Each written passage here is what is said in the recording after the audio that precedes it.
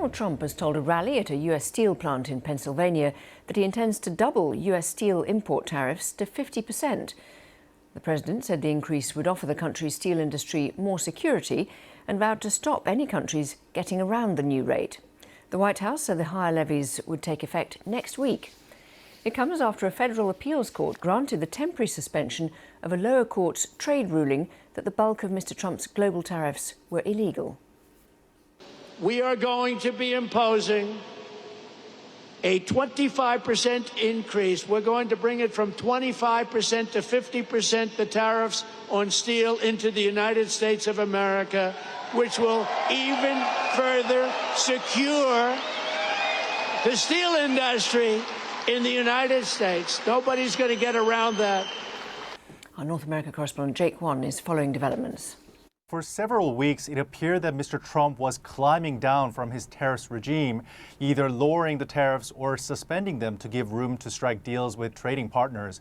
But this sudden announcement at the steel mill in Pennsylvania, it appears Mr. Trump is reigniting the trade war with countries, not only China, but his allies too. We heard from Canada and Australia quickly denouncing this latest tariff. We heard from a trade minister of Australia calling it economic self-harm. And Mr. Trump is promising that this tariffs will save America's steel industry from what he calls shoddy steel from Shanghai. The increased cost of importing this steel will likely be passed on to American consumers, and it could even set off another round of retaliation from other countries.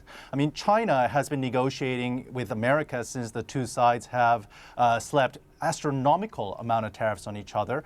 And earlier this month, they have had a breakthrough in negotiation in Geneva where both sides have decided to bring down the tariffs to manageable levels.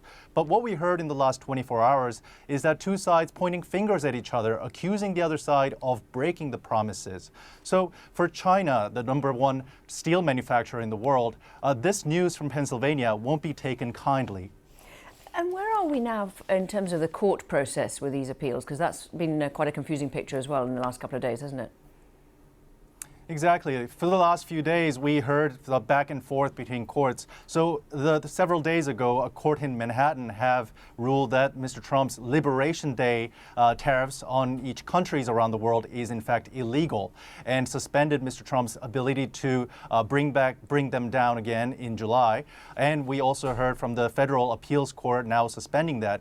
So while the tariffs on each country is illegal, Mr. Trump is continuing to collect fees on the tariffs.